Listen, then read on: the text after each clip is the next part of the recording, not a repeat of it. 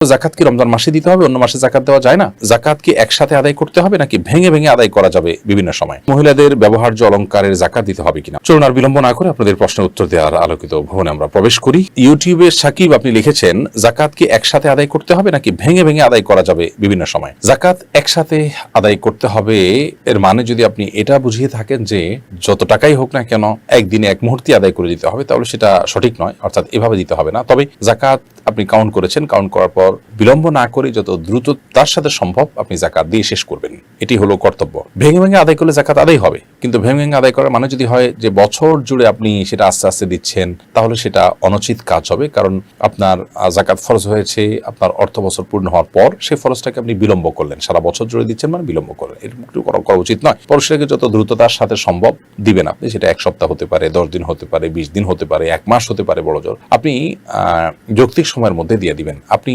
অহেতুক টাকাটা আটকে রাখলেন এবং সেটা আপনি অপেক্ষা থাকলেন যে 6 মাস পরে আমি কাউকে পাবো তারপর দিব, 8 মাস পরে কাউকে পাবো তাকে দিব, এরকম করাটা অনুচিত। এরপর প্রশ্ন হলো মহিলাদের ব্যবহার্য অলংকারের জাকাত দিতে হবে কিনা? অনেকে বলছেন ব্যবহার্য অলংকারের জাকাত দিতে হবে না, অতিরিক্ত গুলোর জাকাত দিতে হবে। আপনার নিকটে বিষয় জানতে চাই। এই বিষয়ে আসলে মত পার্থক্য আজকে নতুন নয়, অনেক আগে থেকেই ওলামায়ে কেরামের মধ্যে, ইমামগণের মধ্যে মত পার্থক্য আছে। অনেক ইমামদের মতেই মহিলাদের ব্যবহারের যে স্বর্ণ আছে সেগুলোর জাকাত দিতে হবে না, যেগুলো ব্যবহারের জন্য নয় সেগুলোর জাকাত দিতে হবে। যদিও হানাফি মাযহাবের ফতোয়া হলো যে ব্যবহার্য স্বর্ণের জাকাত দিতে হবে।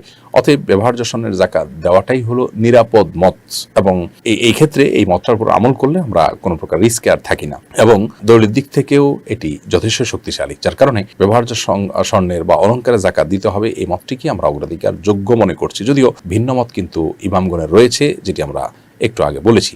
আমরা কেউ ইমামগণের মত পার্থক্য আছে সেটা জেনে তার সুবিধাটা গ্রহণ করব না, বরং দলিলের ধার বিবেচনা করার মতো ক্ষমতা থাকলে সেরকম ব্যক্তি হলে তিনি তো দলিলের ধার বিবেচনা করতে পারেন। অন্যথায় আমরা এই সমস্ত ক্ষেত্রে অন্তত নিজের নফস বা প্রবৃত্তির পূজা যেন না করি, অর্থাৎ সুবিধা গ্রহণের মানসিকতা যেন না থাকে, সেটি আমাদেরকে মাথায় রাখতে হবে। এরপর প্রশ্ন হলো জাকাত কি রমজান মাসে দিতে হবে, অন্য মাসে জাকাত দেওয়া যায় না? এটা আমাদের সমাজের একটা ভুল ধারণা। আমরা মনে করি যে জাকাত রমাদান মাসেই দিতে হয়। মূলত জাকাত এটা অর্থ বছরের সাথে সম্পৃক্ত বিষয়। আমি জাকাত দেওয়ার মতো সম্পদের মালিক হয়েছি যেই সময়ে, পরবর্তী বছর চান্দ্রবর্ষের হিসাবে ওই সময়ে ওই দিনই আমি জাকাতের কাউন্ট করে জাকাত আমি হিসাব করে জাকাত দেওয়ার উদ্যোগ নেব। প্রত্যেকটা ব্যক্তির এটার আলাদা আলাদা হিসাব হতে পারে। যদি কেউ রমাদানে দিতে চান, ধরুন রমাদানের আরো 1 মাস পরে, আরো 2 মাস পরে, আর 3 মাস পরে তার জাকাত আসবে, তিনি রমাদানে দিতে চাচ্ছেন, সেই হিসাবে 3 মাস আগেই হিসাব করে দিয়ে দিতে চাচ্ছেন, আলহামদুলিল্লাহ হতে পারে। অর্থাৎ কেউ আগে দিতে চাইলে সেটা দেওয়ার সুযোগ আছে, বাট রমাদানেই জাকাত দিতে হবে ব্যাপারটি সেরকম নয়। আমরা অনেকে মনে করি জাকাত দেওয়ার মাস বোধহয় রমাদান মাস, আমার টাকার মালিক আমি যে মাসেই হই না কেন